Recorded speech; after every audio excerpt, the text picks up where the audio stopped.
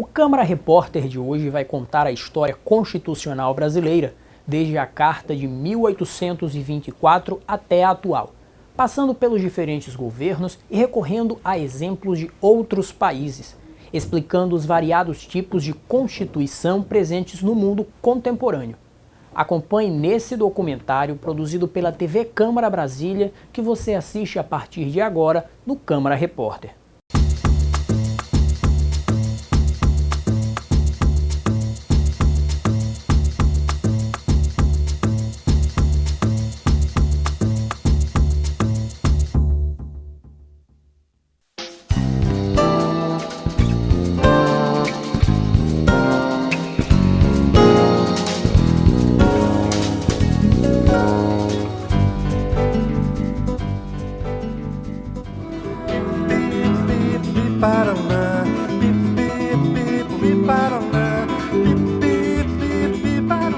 Vamos escrever agora os nossos combinados para que o nosso ano letivo seja muito bom.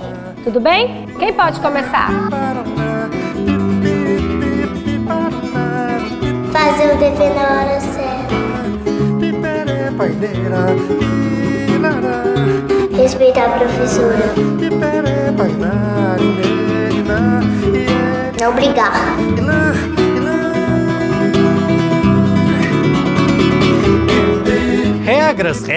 Regras. A gente está sempre rodeado por elas. E tem uma que diz: o nosso direito termina onde começa o do outro. Mas afinal, quais são os nossos direitos e os deveres? Para começar, é preciso saber o que diz a lei. A minha cidade é cheia de leis, a sua também é. E as leis de um lugar podem ser diferentes das leis de outro lugar. Afinal, cada cidade tem as suas leis municipais e cada estado também tem as suas leis estaduais. Mas é claro que existem as leis federais, aquelas que valem para todo o país. Tem a lei penal, que define o que é crime e o que não é. Tem o Código Civil, que define quando o cidadão se torna maior de idade, pode se casar, comprar uma casa no nome dele. Tem as leis de trânsito, as leis que criam impostos, lei é o que não falta. Mas tem uma que é maior que todas essas daí. É a Constituição Federal. É ela que define os princípios básicos de uma nação. Na Constituição tem tudo explicado. Quais são os nossos direitos, quais são os nossos deveres e, principalmente, qual é o papel do governo para garantir que tudo funcione bem. É ela que define as formas de governo e de Estado e também o sistema de governo. Se o país é unitário ou é uma federação, se é uma monarquia ou uma república, se é parlamentarista ou presidencialista. Nenhuma lei municipal ou estadual pode ir contra a Constituição. Mãe de todas as leis. Lei maior. Constituição cidadã. Carta Magna. Constituição Federal. O Brasil tem quase 200 anos de história desde que ficou independente de Portugal. Em quase 2 séculos, foram 7 constituições. A gente precisa falar um pouquinho delas para poder entender a importância da Constituição atual na história do país. Mas, antes disso, uma curiosidade. Essa história de Constituição começou lá na Inglaterra durante a Idade Média, no século XIII. Foram os ingleses que criaram uma lei que depois ficou conhecida como o primeiro rascunho de Constituição do mundo. Ela tem um nome pomposo porque foi escrita toda em latim. É a Magna Carta Libertatum. Naquele momento, se não me engano, 1215, é um acordo entre o rei da Inglaterra e a nobreza inglesa, e o rei faz várias concessões a esses nobres, né, lhe dando uma série de direitos, né, renunciando o rei a uma parte dos seus poderes. Então, se costuma colocar ali o marco do nascimento da Constituição inglesa.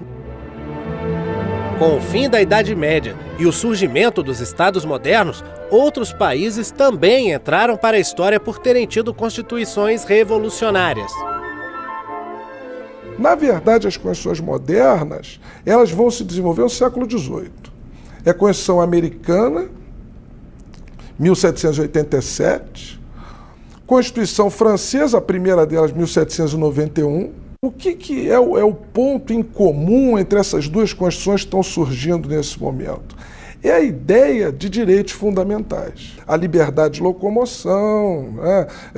O princípio da igualdade, que são princípios basilares das democracias contemporâneas.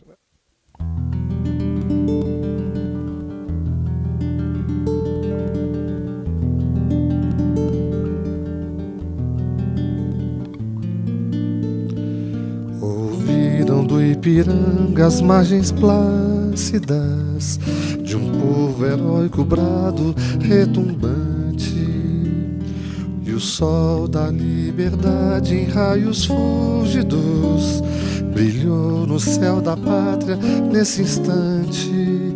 Se o penhor dessa igualdade conseguimos conquistar com braço forte em teu seio, ó liberdade, desafia o nosso peito a própria morte. Ó pátria amada, idolatrada, salve, salve. 7 de setembro de 1822, às margens do rio Ipiranga, em São Paulo, Dom Pedro I declara o Brasil independente de Portugal, no grito que entrou para a história: independência ou morte. A antiga colônia se separa da metrópole e se torna um país.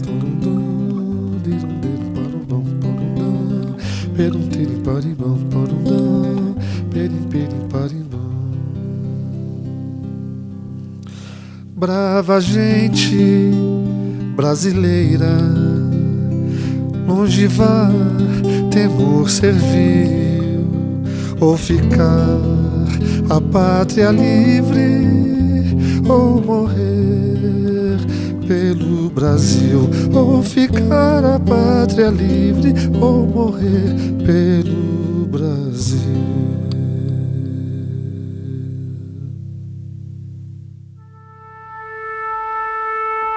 Mas o grito pela liberdade era apenas o início dessa longa história.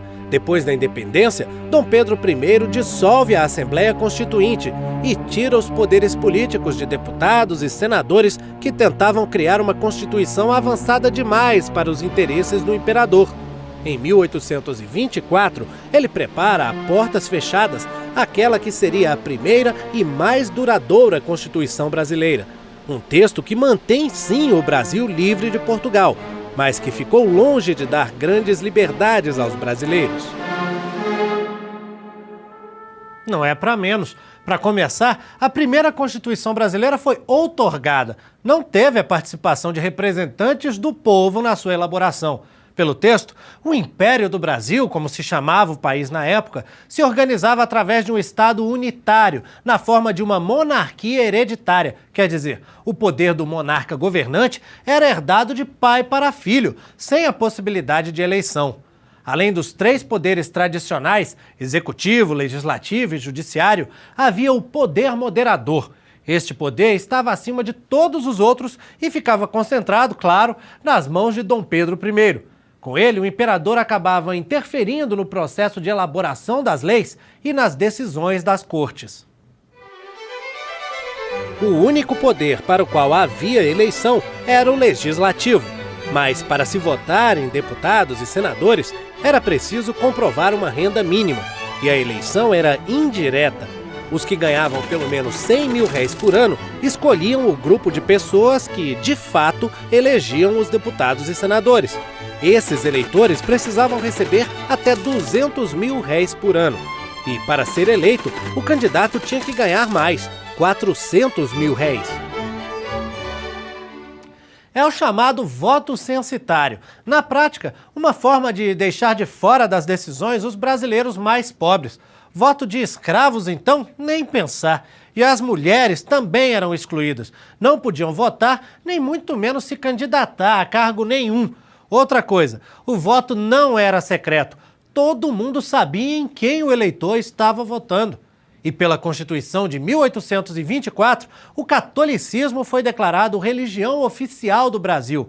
Cabia ao imperador a nomeação para os cargos mais importantes da Igreja. Liberdade, liberdade, abre as asas sobre nós. Das lutas na tempestade, da que ouçamos tua voz.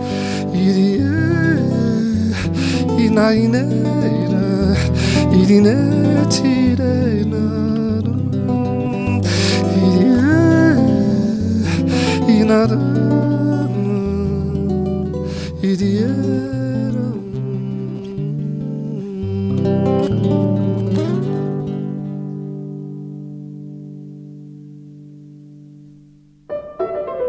Em 1889, um ano depois do fim da escravidão, o país se transforma em república. O primeiro presidente é o Marechal Deodoro da Fonseca.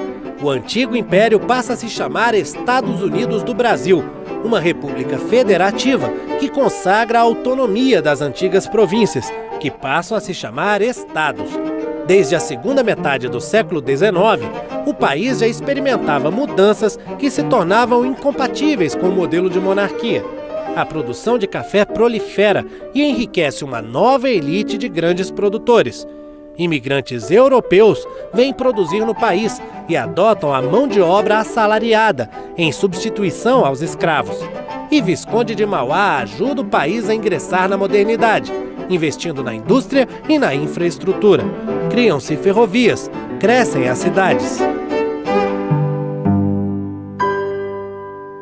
A República Brasileira surge inspirada no pensamento positivista do francês Auguste Comte: o amor por princípio, a ordem por base e o progresso por fim. Não é à toa que está cravado na bandeira republicana brasileira: ordem e progresso.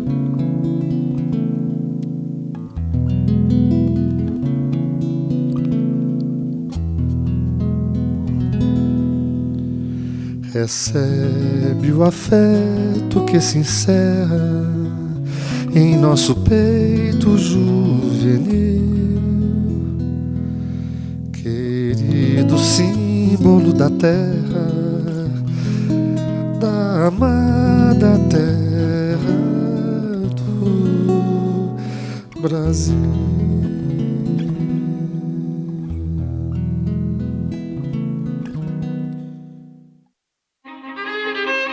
Para manter a ordem e buscar o progresso, era preciso então uma nova Constituição.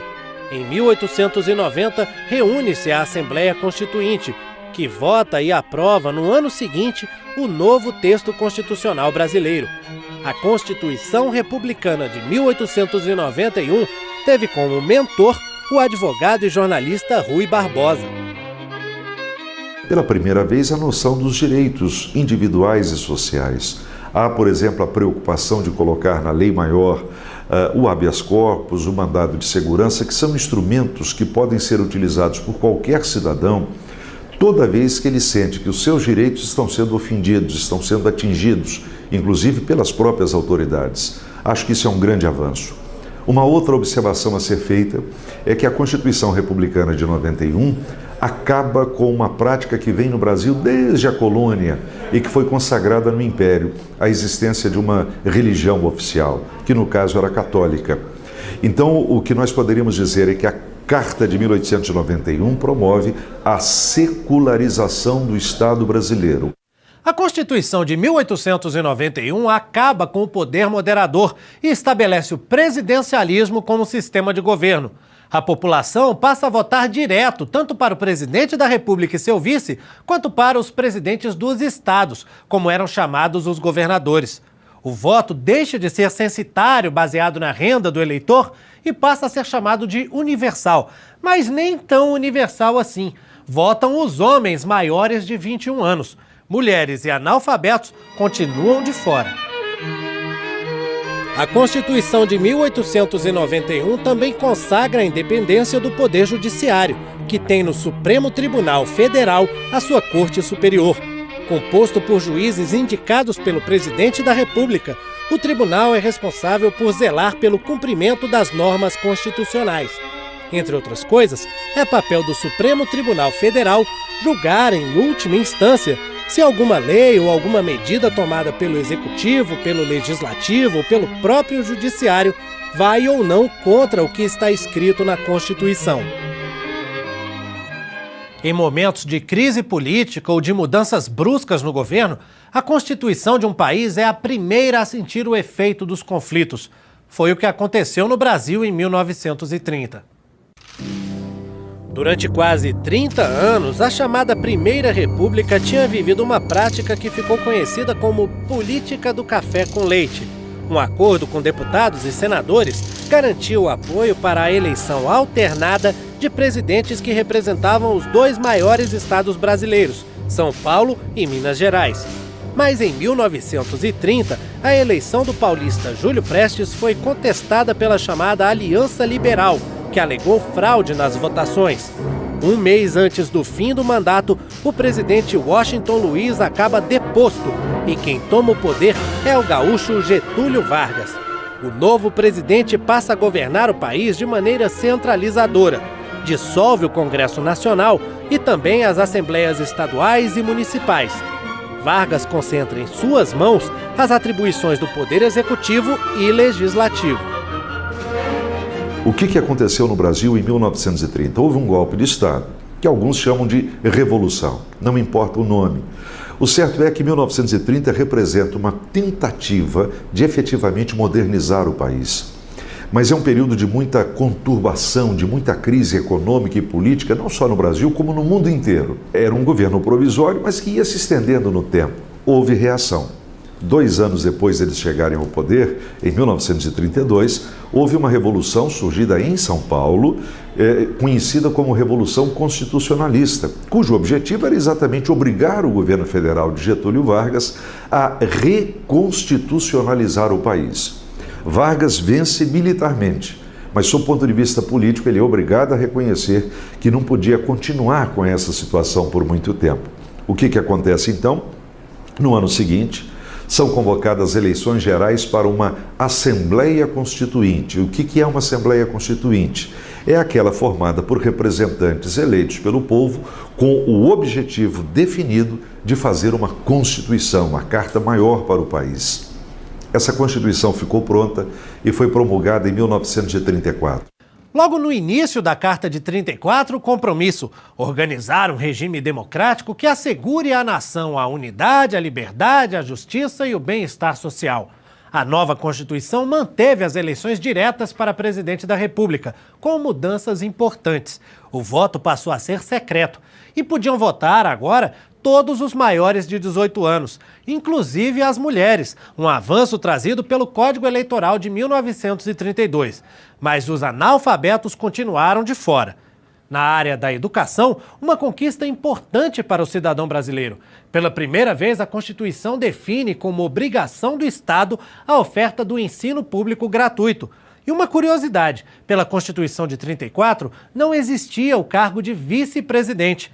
Na ausência do presidente da República, quem assumia era o presidente da Câmara, do Senado ou do Supremo Tribunal Federal, nesta ordem. Uma outra observação que eu faço em relação a essa Constituição de 34 é que pela primeira vez ela joga um olhar, ela se volta para questões mais claramente definidas como de cunho social. Por exemplo, a tentativa de proteção do trabalho, do trabalhador. Começa aí uma visão nova, que daqui a pouco vai ser complementada por uma série de leis e que na década de 1940 vão se constituir na CLT, a Consolidação das Leis do Trabalho.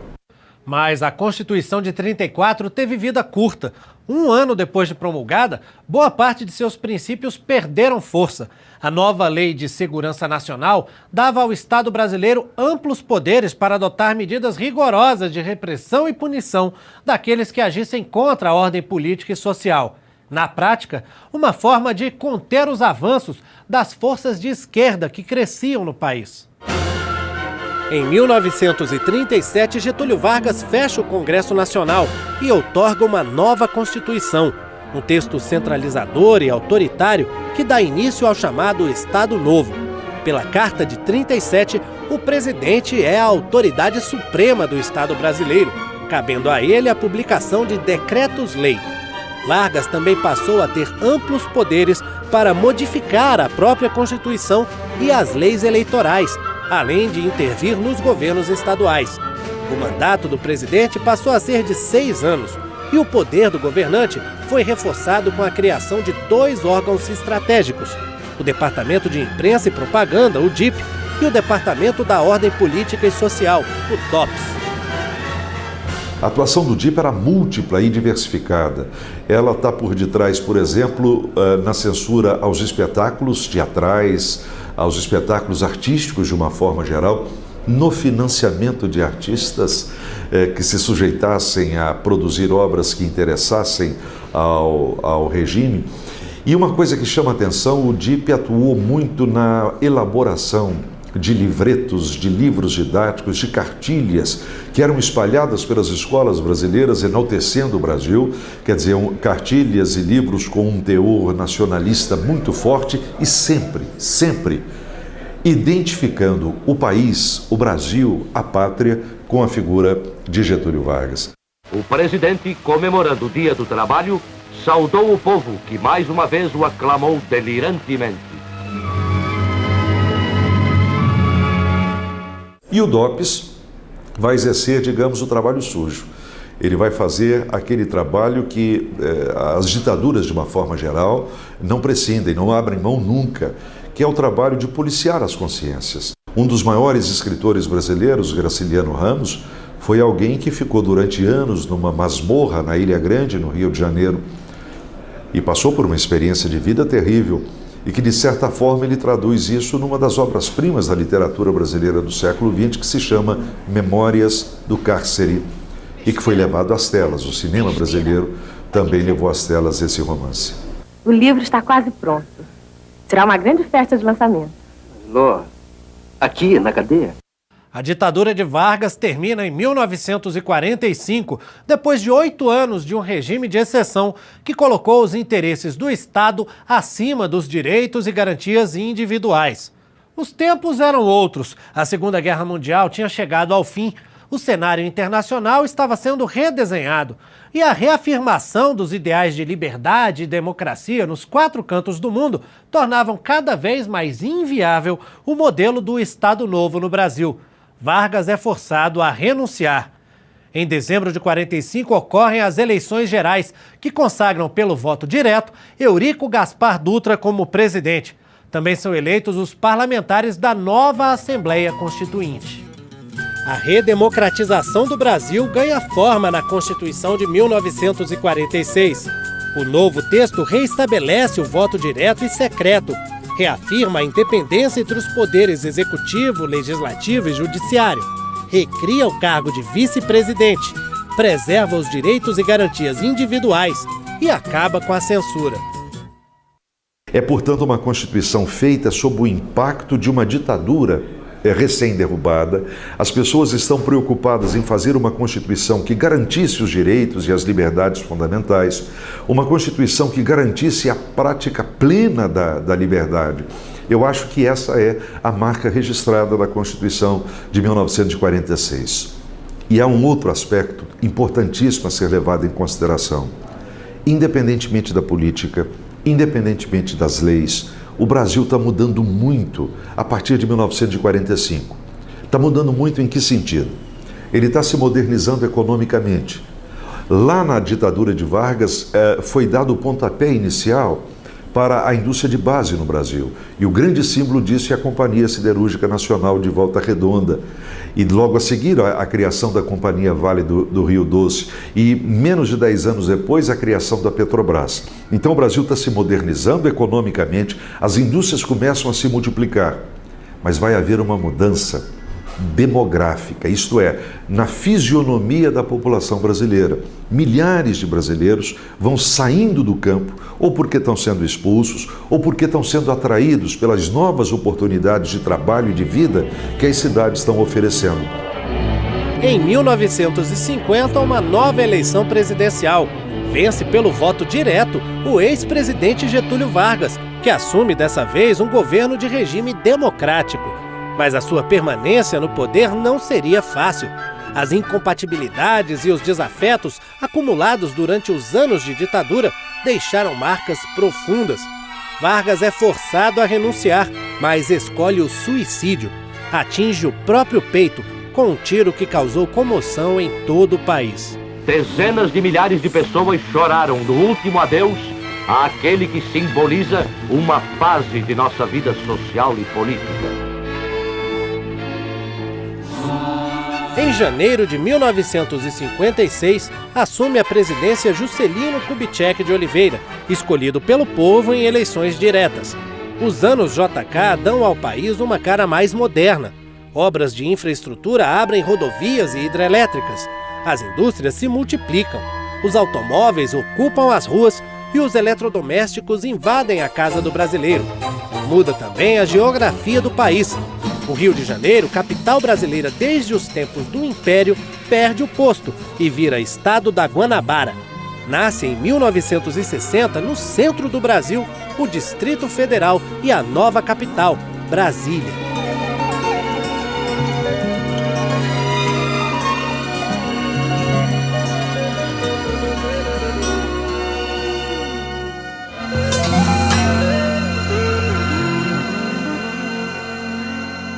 Em 1960, o país elege um novo presidente. Dessa vez, Jânio Quadros, que ganhou popularidade na campanha que prometia varrer a corrupção do país. Varre, varre, varre, varre, varre, vassourinha. Varre, varre a bandalheira. E o povo já está cansado de sofrer dessa maneira. Jânio Quadros, a esperança desse povo abandonado. Pela lei, os eleitores escolhiam de maneira separada os candidatos a presidente da República e a vice. Não era necessária a formação de uma chapa. Com isso, políticos de partidos com ideologias diferentes podiam assumir os cargos. Foi o que aconteceu. Jânio Quadros, eleito presidente, pertencia à UDN. João Goulart, o Jango, eleito como vice, era do PTB. Dois partidos que não tinham muitos ideais em comum. No primeiro ano de mandato, Jânio renuncia. Grandes pressões ocorrem para que Jango não assuma. Políticos mais conservadores temiam a sua aliança com movimentos de extrema esquerda. Depois de muitas articulações que chegaram a impor ao país o regime parlamentarista, Jango assume a presidência. Seu governo é marcado pela forte oposição dos setores conservadores, temerosos de possíveis reformas nacionalistas que pudessem ameaçar a propriedade privada e outros interesses capitalistas. Em 31 de março de 1964, tem início o golpe militar, que depõe Jango do poder. As Forças Armadas tomam as ruas com o apoio dos governadores de Minas Gerais, São Paulo e Guanabara.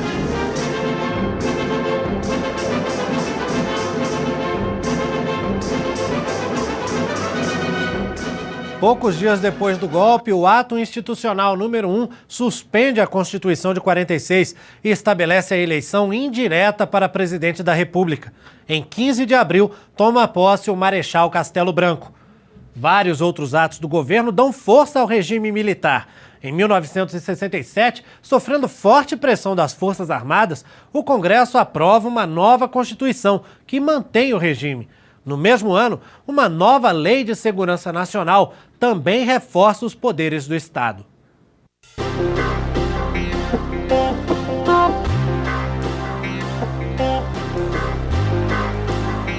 O ato institucional número 5, em 1968, é o golpe definitivo contra as garantias individuais. O Congresso Nacional é obrigado a interromper as atividades. Políticos de oposição têm seus direitos cassados. O governo militar concentra poderes absolutos e leva a linha dura até as últimas consequências. Pune com tortura, prisão e morte aqueles que vão contra o regime. Com o AI-5, jornais, revistas e televisão sofrem censura. Artistas são calados. Intelectuais são obrigados a deixar o país exilado. Vai, meu irmão, pegue esse avião, você tem razão. Eu aprendi muito no exílio, sofri muito no exílio, que eu cheguei no México só com a roupa do corpo. Só com a roupa do corpo. Eu nunca quis sair do Brasil. Eu achava que o meu dever de brasileiro, de jornalista, de cidadão, de professor universitário, era estar aqui. A enfrentar a situação, enfrentar a ditadura, como fosse possível. Quando a crítica pela imprensa não foi possível mais fazer, eu fui para a luta armada. Em 1969, uma emenda constitucional incorpora ao texto de 67 as medidas previstas pelo AI-5 e amplia ainda mais os poderes do Executivo. O presidente assume as funções do poder legislativo e judiciário, intervindo na área política, eleitoral, econômica e tributária. A ditadura fica mais forte. O poder legislativo, que é a representação máxima da democracia, é completamente manietado, quer dizer, ele é podado, ele é cortado no seu campo de atuação. Os deputados e senadores podem ser cassados a qualquer momento, podem ter os seus direitos políticos suspensos por 10 anos, podem, enfim, sofrer toda sorte de constrangimento para que eles não atuassem como deveriam atuar. O regime militar, que já ia se enrijecendo e ia ficando cada vez mais rígido, agora escancara de vez a sua opção pelo regime fechado e pelo autoritarismo. O primeiro passo em direção ao fim da ditadura é dado em 1978. A emenda constitucional número 11 revoga todos os atos institucionais do regime militar e reestabelece a liberdade partidária. Em janeiro de 79, assume a presidência o general João Batista Figueiredo. Cabia a ele realizar a abertura política no país, chamada de lenta, gradual e segura. Em 1984, o povo foi às ruas pedir o voto direto para presidente. O povo paga imposto, é uma exigência, mas quem paga também pode cobrar. Não há uma solução. A campanha Diretas Já entrou para a história como a manifestação de maior adesão popular do país. A música de Milton Nascimento e Fernando Brant embalou comícios e manifestações. Coração de estudante,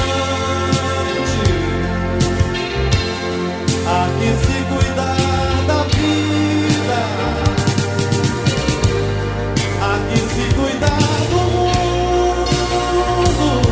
Apesar das manifestações, a emenda constitucional que estabelecia o voto direto para presidente foi rejeitada no Congresso Nacional.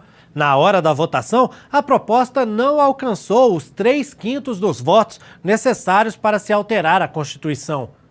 Em 1985, o país vive outra eleição indireta, mas com uma novidade. Pela primeira vez, o colégio eleitoral escolhe um civil para a presidência, dando fim à sequência de militares no governo. O eleito foi Tancredo Neves, mineiro de larga trajetória política. Vou continuar precisando deste povo para poder à frente do governo do Brasil. Para poder à frente do governo do Brasil realizar um governo de justiça, um governo de trabalho e um governo de liberdade.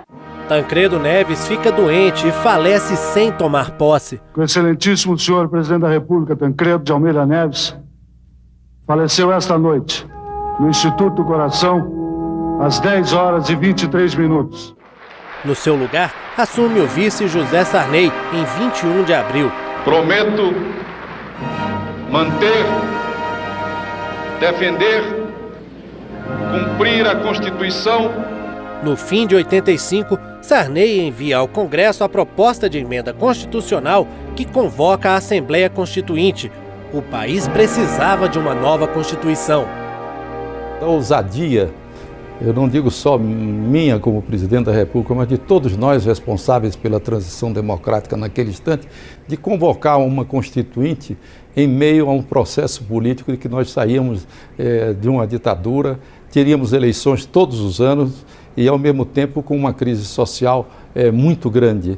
Basta dizer que, durante aquele tempo, nós tivemos 13 mil greves no país.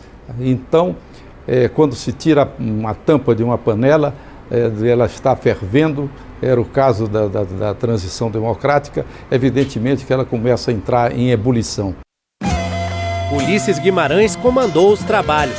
Como presidente da Assembleia Nacional Constituinte, recebeu propostas de todo o país, numa demonstração de compromisso com a diversidade, com a liberdade, com a democracia. O processo de elaboração da nova Constituição foi marcado por grande participação popular.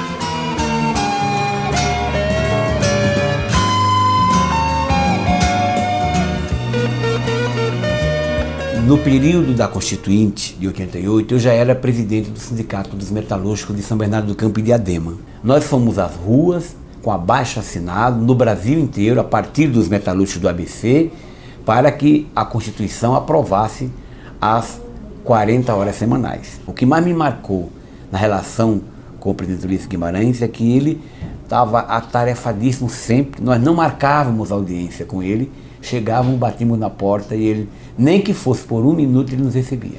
Nós estávamos para aprovar toda a Constituição e os nossos direitos corriam risco devido à pressão dos conservadores, principalmente daqueles ligados aos ruralistas, que queriam derrubar totalmente o nosso capítulo, né? Então, começamos a cantar um canto de guerra, todo mundo estava pintado, genipapo, urucum, e ele recebeu a gente por essa pressão cultural, vamos chamar assim, né?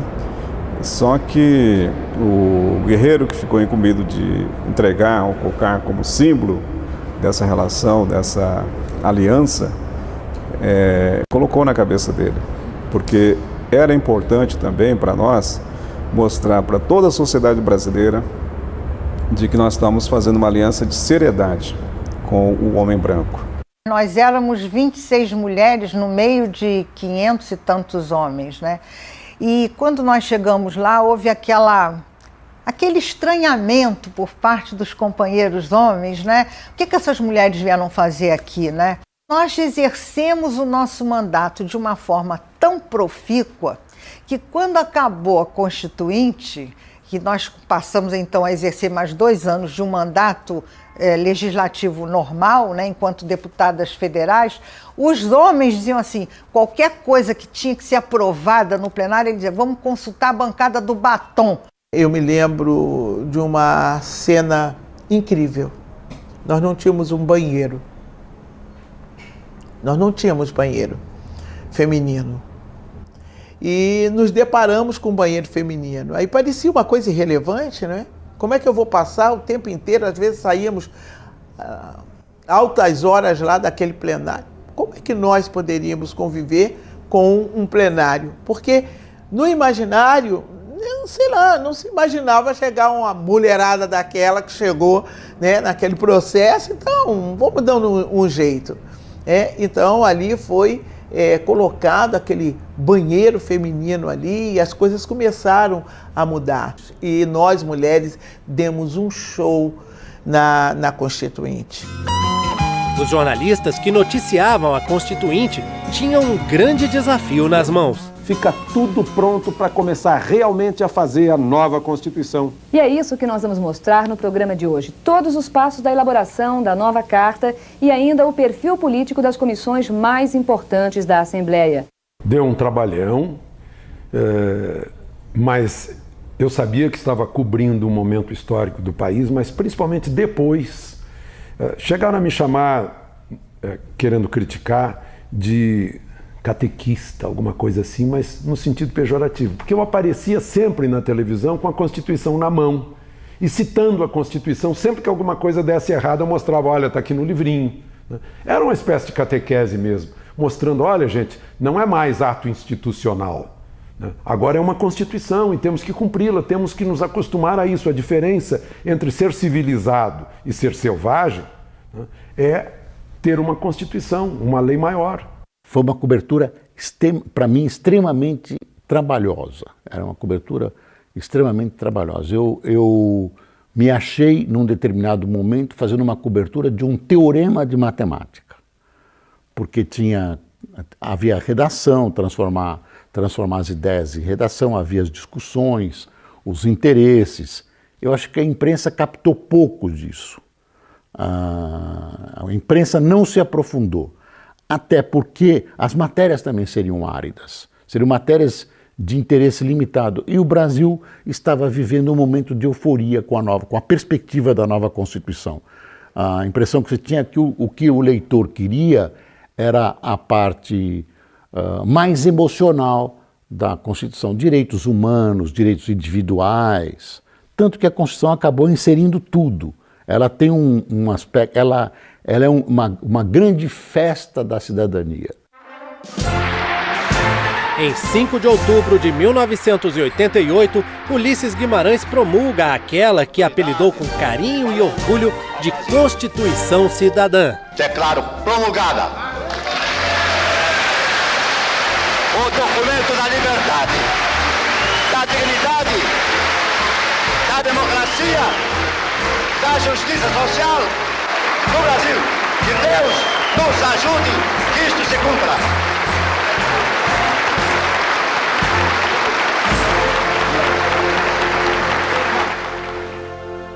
Foram conquistas assim que eu acho da maior importância para a própria organização da classe trabalhadora, para a própria sobrevivência do ponto de vista da organização dos movimentos populares nesse país. Acho que nós não conseguimos tudo o que queríamos, mas conseguimos coisas e avanços extraordinários para a classe trabalhadora no novo texto constitucional. Ele não é obra perfeita, ele é mais do que isto. É obra possível. E sendo possível, ele corresponde ao sentimento médio do país, correspondeu à relação das forças políticas e sociais em confronto e foi voltado para o futuro. O Dr. Ulisses introduziu uma espécie de um preâmbulo, que não é o oficial. Preâmbulo que estava, portanto, na primeira tiragem da primeira edição do Senado. E que começa, ou melhor, que tem o título A Constituição Coragem. O homem é o problema da sociedade brasileira. Sem salário, analfabeto, sem saúde, sem casa, portanto, sem cidadania. E prossegue. A Constituição luta contra os bolsões de miséria que envergonham o país. Isto é um hino de combate às desigualdades sociais e aos grotões de pobreza. Em 1985, 2 emendas à Constituição de 67 já haviam trazido conquistas importantes para o eleitor brasileiro. Passaram a votar o analfabeto e os maiores de 16 anos. Como não poderia deixar de ser, a Constituição de 88 reafirmou esses 2 direitos. Mesmo que você não tenha, a oportunidade de ir lá assinar o seu nome, como hoje eu tenho, eu acho que é importante você participar, porque até mesmo a oportunidade de você tá ajudando a colocar alguém que possa fazer algo por todos nós, porque não é só eu. A Constituição de 88 tem 250 artigos. Para alguns é um excesso, para outros, uma forma de garantir conquistas importantes. Você pode dividir basicamente a Constituição em setores, numa visão moderníssima do mundo, no sentido dos direitos individuais, toda essa parte da Constituição é irretocável,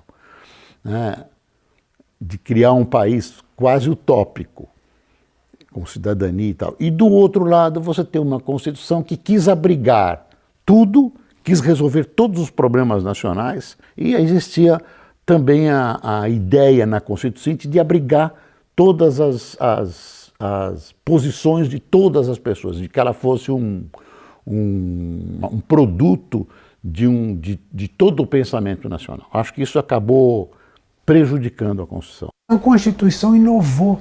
Eu tive a honra de escrever essa parte. Inovou dizendo que o patrimônio cultural é feito de bens materiais e imaterial. A gente pode pensar o Brasil sem o samba? A gente pode pensar o Brasil sem nossa culinária, sem nossas danças, sem nossos hábitos? Então, é possível pensar o Rio de Janeiro sem Garota de Ipanema? A Argentina declarou o tango como a Itália o presunto de Parma, que é a Grécia o queijo feta. É um patrimônio que tem, além do simbolismo da identidade de uma nação, representa recursos econômicos, empregos para essa própria nação. Está cheio de coisa escrita na Constituição que não é posta em prática. Por exemplo, o estabelecimento de juros. Estabelece a taxa de juros lá, meu Deus do céu. Contraria a economia de mercado do mundo que surgiu depois da queda do Muro de Berlim. Ela é uma Constituição defeituosa no que diz respeito à governabilidade, porque ela é híbrida, uma vez que ela é parlamentarista e ao mesmo tempo presidencialista. O que aconteceu? Ela deu poderes ao executivo legislativos e deu poderes ao legislativo executivo. Nenhuma coisa nem outra tem funcionado.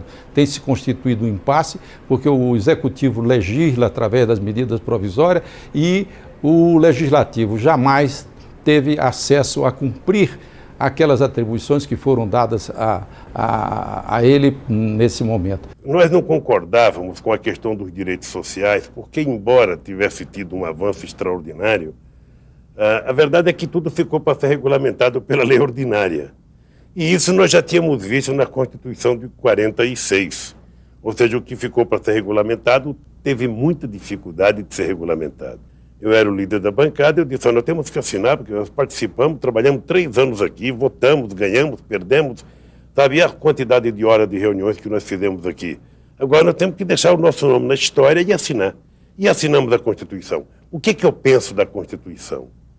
Eu penso que nós fizemos uma Constituição extremamente avançada.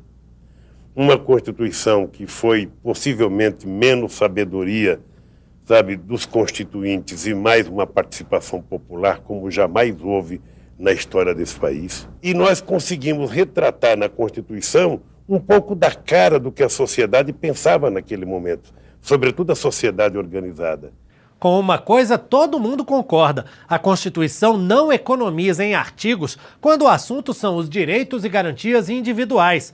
E o brasileiro aprende na escola. É livre a expressão da atividade intelectual, artística, científica e de comunicação, independentemente de censura ou licença. Ninguém será privado da liberdade ou de seus bens sem o devido processo legal. São direitos sociais: a educação, a saúde, o trabalho, a moradia, o lazer, a segurança, a previdência social, a proteção à maternidade e à infância, a assistência aos desamparados na forma desta Constituição. É a primeira Constituição brasileira que não começa com a organização dos poderes, com a definição do Estado. Não. O capítulo 1, a página que abre a Constituição de 88, vai tratar exatamente dos direitos e das garantias fundamentais, individuais e coletivas. Um Brasil onde a gente tem liberdade de expressão, onde a parte da cultura hoje pode escrever o que quiser escrever, fazer a música que quiser fazer a música. De uma forma pessoal, o indivíduo tem uma liberdade, ele tem direito a habeas corpus, não é uma briga constante como era. Então, para mim, como brasileiro, é gostoso participar dessa celebração, né, de um país que quer abrir realmente, né, os seus direitos, um país que quer conviver de uma forma democrática, e eu acredito nesse país.